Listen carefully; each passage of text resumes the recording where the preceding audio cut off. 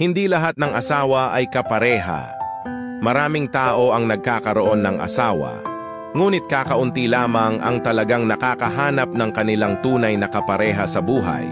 Madalas, ang mga tao ay nag-aasawa dahil sa pag-ibig.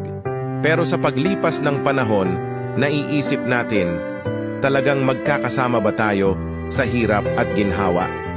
Ang tunay na kapareha ay hindi lamang isang tao na kasama sa buhay. Siya ay isang kaibigan, kasama sa laban, at tagapagsuporta sa ating mga pangarap.